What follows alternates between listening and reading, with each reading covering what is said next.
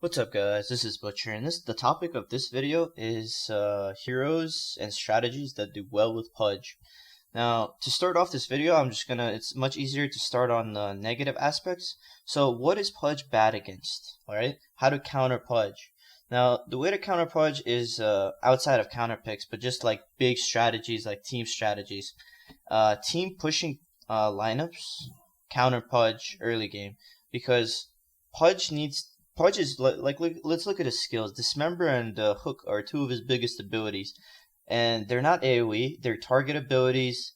So he's very good at bursting and killing one hero. But if the opponent is always 5-manning and the game is kind of even, like no team is leading in gold or experience, and the opponent team is very high, like they have a lot of AoE spells and they're good at pushing down towers, Pudge is not that effective because once you kind of if he like he can't hook the opponent team unless four of his allies are there, because if four of his allies are not there, the pushing team can just follow up, like whoever Pudge hooks, the opponent team can just kill the Pudge. And at early levels, Pudge is not that tanky, especially if it's like a team fight game. So especially once you kill Pudge early game, 2 or 3 times, the Pudge becomes less effective. The opponent team catches up in levels, items, and gold, and the Pudge becomes more passive because he's afraid of dying. And one big thing is once the opponent supports, especially, but once the opponents get those like items, the base escape items, like a Force Staff, like a Glimmer Cape, maybe a Lincoln Sphere for the carries, Pudge can't really kill them one on one. Like he can't really gank them by himself, and that's the strength of Pudge. If he can solo kill an opponent carry one-on-one, then he's really strong, and he could do a lot. He's very hard to deal with. But if you have a Lincoln Sphere or those escape items, even if his support has a Force Staff, then it becomes much more difficult for the Pudge to kill that support, even if the Pudge has a Blink Dagger. So once the opponent kind of stops the snowballing of Pudge early on, then he can't really do that much. He needs to fight with his team. But again, team fighting is not a very good strength of Pudge under the right circumstances. So once everything is evened out, the Pudge is kind of forced to fight with his team, and he becomes less effective. And if the game is even, just because you hook an opponent hero doesn't mean that you're gonna win the team fight, because the opponent has like those save ability spells, or if the opponent has long range spells, um, it's just very hard to deal with. Like if you hook somebody and the opponent glimmer capes that person or force stabs that person, or if they have a bunch of AoE, you start grouping up on that one person that you hooked, but the rest of the four heroes use all of their AoE spells on you, and now suddenly you're losing the team fight. So that's how you counter Pudge. You kind of deal with him early game, and also laning is not a very high strength of Pudge. Like if he dies a couple times in the laning phase, then he becomes really ineffective. Since he needs to have higher levels and higher gold than the opponent to be really effective. So now let's talk about what to do, what kind of heroes and what kind of strategies works best with Pudge, and that's pushing lineups and early game teams. So if you have good laning heroes and heroes that are decent at pushing early on, like at 10 minutes in, you start pushing as 5 as a team, then the opponent has two choices.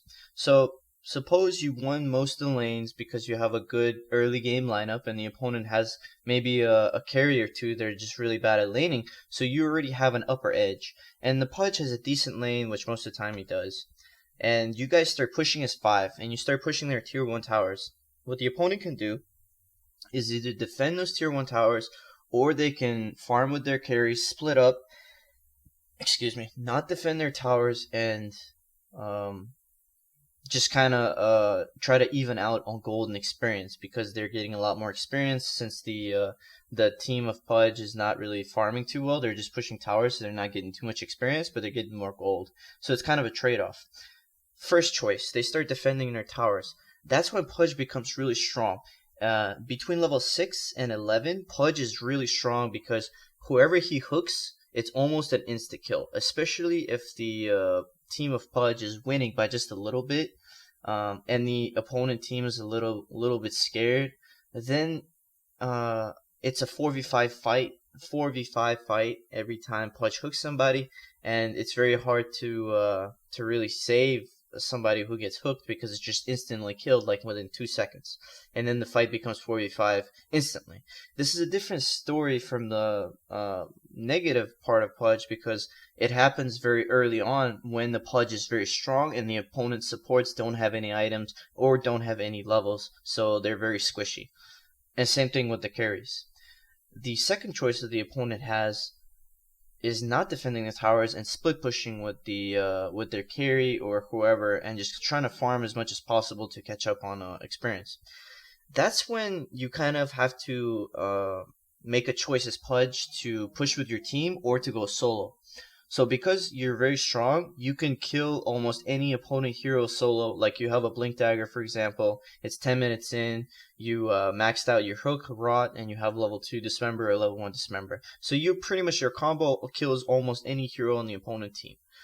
What you do is, suppose you push down one of their tier 1 towers, they don't defend. You push down a second tier 1 tower, they don't defend.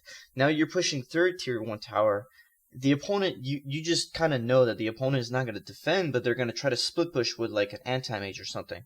So what you do is you stay in the trees for most of the game so the opponent doesn't know where you are, and when your team is pushing down the tower, the opponent looks at the map and they see 4 heroes pushing down a tower, they assume you're there just waiting for a team fight. But what you're doing is you're TPing on the opponent's side, on the other side of the map, waiting in the trees and assuming, like expecting a split push from an anti-mage or a Luna or something like that, and then you kill them instantly with your combo. And not only did you kill their carry, they're not farming, they're going to be more passive, you're getting a ridiculous amount of experience, you're getting a lot of gold, solo experience, solo gold, and you're going to farm that lane after you kill the opponent carry for a couple of creep waves. Then you're going to regroup with your team and you're going to make a decision based on that. But every time you do that, you're just like expanding your lead against the opponent, and the snowballing becomes out of proportion. And once you've taken all their towers, once you've got all this map control, this is why Pudge is one of those heroes that if you play him a lot, half of the games are going to be complete stomps in your favor, because this just happens. Like if you have a good team, good pushing team, early game team with Pudge, it's just, you can't really do much against it. Like once the Pudge becomes very high level, he could just hook anybody and kill anybody on the opponent team. And the Pudge is most of the time off the map, so the opponent is scared to farm, they're scared to place wards, they don't have any items, they don't have any gold, they can't do anything. And once you're up by like 10,000 gold and experience early on, like 20 minutes in, it's very easy to just push down their base and get mega creeps and win the game. So hope you learned something from this video. If you do play Pudge in a 5-stack, try to kind of get early game heroes and pushing lineup and see how it works out, and just like kind of look over most of your games. You'll be able to look back and see why you won this game, why this game was very easy, and why that game was very difficult. So if you see the opponent picking a lot of late game carries, like they have like two late game carries that are very bad at laning, what you can do is pick Pudge, go mid, and pick like 2 roaming supports and 2 good laners, and you're pretty much going to win the game if you just start pushing the lanes. Pudge is going to be a force to be reckoned with. Thanks for watching. Hope you learned something. Try this in your games. Good luck, guys.